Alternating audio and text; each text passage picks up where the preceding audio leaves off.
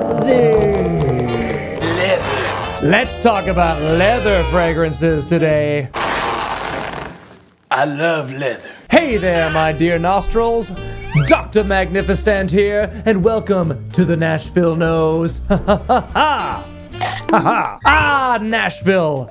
A place with no shortage of leather. And leather. Leather boots, leather jackets, leather pants, leather undergarments if you're feeling frisky. Hey, no shame over here, my adventurous nostrils. Leather notes in fragrance can be polarizing to some people. It's a note which I used to turn and run from whenever I would see it listed. I just hated the idea of smelling like a leather couch. But as I evolved and my palate matured, I've grown to appreciate and really love fragrances with a dominant note of leather.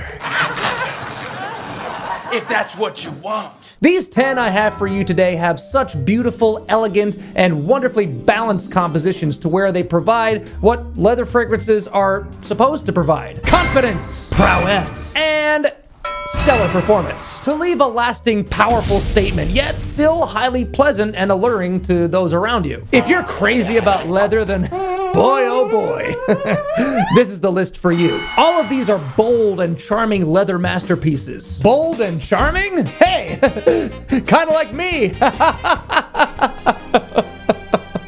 In my mind. In my mind.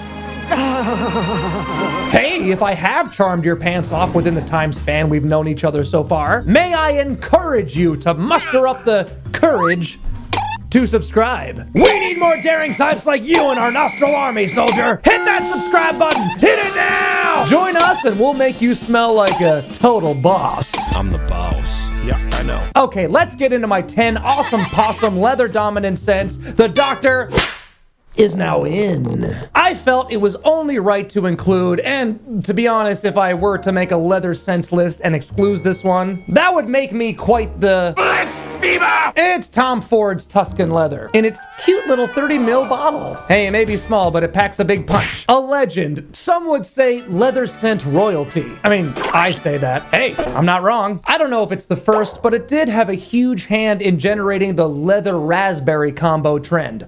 Two extremely complementary notes tied in with some saffron, jasmine, olibanum, and woods. It's one of the originators for Tom Ford and a popular one for the brand, although ombre leather seems to be much more popular and more easy and wearable according to many other opinions. But if you want mine, personally, I much prefer Tuscan leather, even if it is a little more challenging. There's just a rugged elegance to this scent that ombre leather seems to lack. Again, in my opinion. I just kind of find it bland. I'm sure many would disagree with me, but you can't argue the quality and impact the Tuscan leather DNA has made on the fragrance industry when it comes to leather scents. Leather. So that's on the designer end. On the niche side, it doesn't get much more niche-y than Nasomatto, and their leather composition, Duro, is truly magical. I'm absolutely crazy for this one.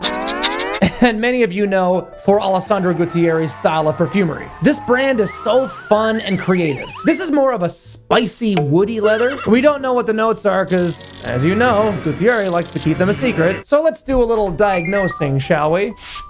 It might be a little boozy, very woody. I'm detecting something a little oody, and real spicy. Maybe there's incense or something like that in there. God, it's so rich and full-bodied. This is just incredible. Oh, God. You're a wizard, Alessandro. Also, let me just take a beat to point out the caps, the big, absurd caps. I love the cute little 30 ml bottles, and trust me, that's all you need, because they are densely concentrated beasts. I was also thrilled to see he released a leather scent with his other super creative brand, Orto Parisi, and this is Cuoium. Larger bottles, but I believe still Extrait concentrations. They're just as dense and rich as Nasomatto. Homeboy has a style, doesn't he? Although I have to admit, this fancy bottle was a big selling point. I love the little leather pouch, leather. It comes with its own leather jacket, just like every Dr. Magnifiscent doll. It's just a stupid little plastic doll.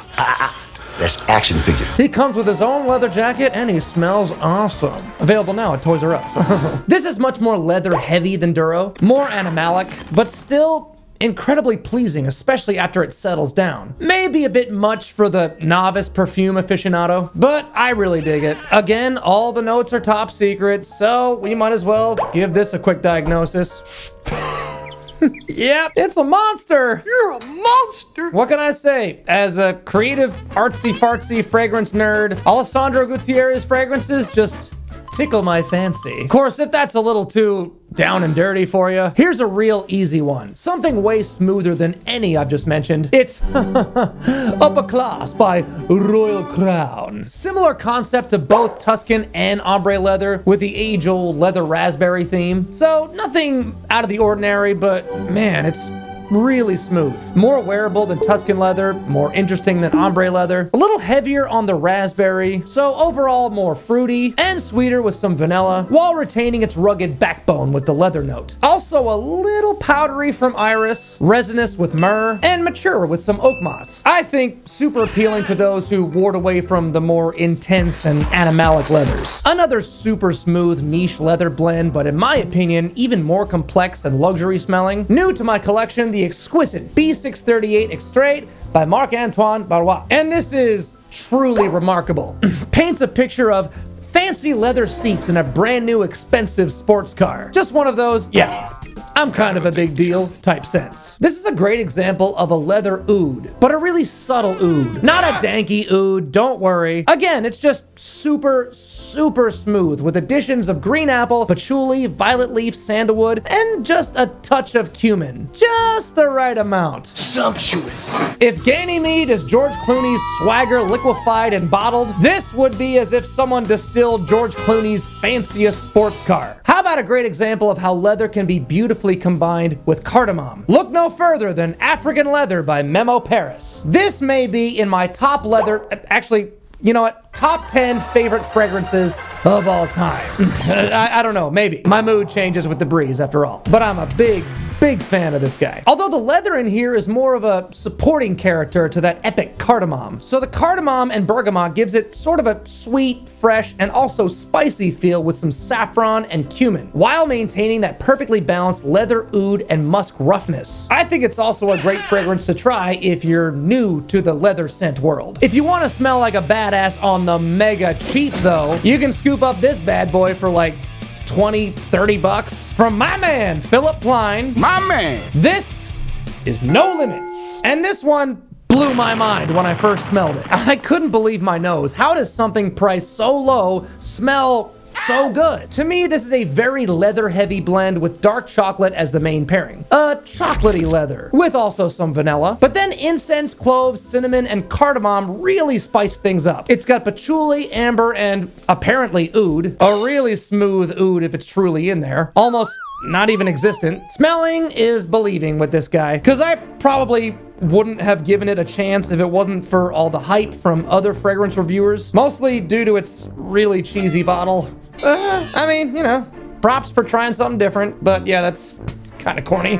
If you can try it, try it. If not, you know I always ward against blind buying, but maybe just get it. It's so cheap. If you can afford to lose like 20, 30 bucks if you don't like it. Of course, if you don't like it, odds are you'll find someone to give it to who will. And now my personal favorite leather complimentary note. Let's talk about leather and tobacco. This is Signature Leather Tabac by Zaharoff, with the lovable George Zaharoff at the helm. Haven't met him yet, but hope to someday. It's no surprise the level of buzz his brand is getting. I mean, just look at that presentation. I love how the label has a leather feel to it. Whether it actually is genuine leather, I'm unsure. I'm guessing maybe pleather. Still, nice touch. It looks stunning, and everything I've smelled by him, smells stunning too. Unlike the last two examples on today's list, this one is much more about the loud, rough, animalic leather than its tobacco counterpart, which is just beautifully added for some lovely aromatic robustness. It greatly complements the leather along with birch tar, rose, myrrh, oud, and of course honey, just like Signature Tabac, which leather tabac is actually a flanker of. I love this one to pieces too. I recommend you try both of these, and you might as well just grab a sample pack of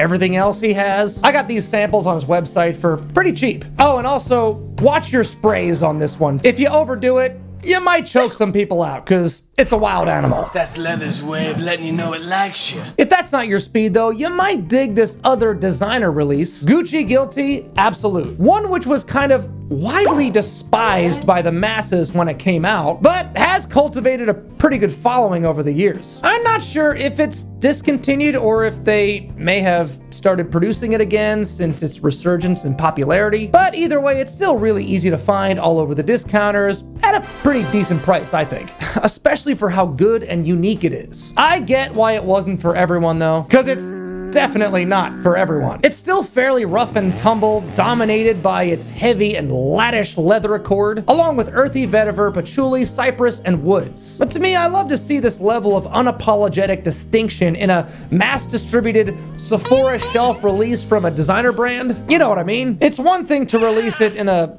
private collection, but Guilty is Gucci's like major mass distributed line. If you can try it, I suggest you try it if you're a major leather fragrance fan. If you are, then this to me is a staple for every collection, especially if you factor in the fact that right now you can get it for a pretty decent price on the discounters. And let's end this list with a die-hard favorite of mine. I can't get enough of this overlooked beauty from Kilian. This is Dark Lord, and I am nuts for it. As the name implies, it's a very dark fragrance. I picture a black leather. For some reason, it makes me think of the, Jack the Ripper era. I know, random, right? But it's like a dark, scary novel of a scent. Known to smell a little medicinal, probably from the equally prominent jasmine note. What a stellar combination, in my opinion. Some boozy rum, which makes sense. Kilian Hennessy loves his liquors. Szechuan pepper, vetiver, cypriol oil, divana, cedar. There's nothing light and easy about this one. You have to be a certain kind of person, in a certain environment, dressed in a certain way to make this really live up to its incredible potential. It's something else, but what a phenomenal something it is. And that's how it's done! All banging leather scents. Well, am I right or am I right? Leave me a comment if you've tried any of these, or if you love any leather-dominant fragrances you think I should get to know. Let me know. Also, subscribe for more fun, like and ring the bell to appease the algorithm gods, and share this video on your socials, or send it to anyone you know who might like some bold scents featuring leather. Why did I give him that whip for his birthday? Because as you know, it's not a fragrance channel. Correctamundo. It's a community. I greatly appreciate your support, and I appreciate you spending your time with me once again. Till next time, stay rough, stay tough, but most of all, stay smelly. See you down the trail. The doctor is out.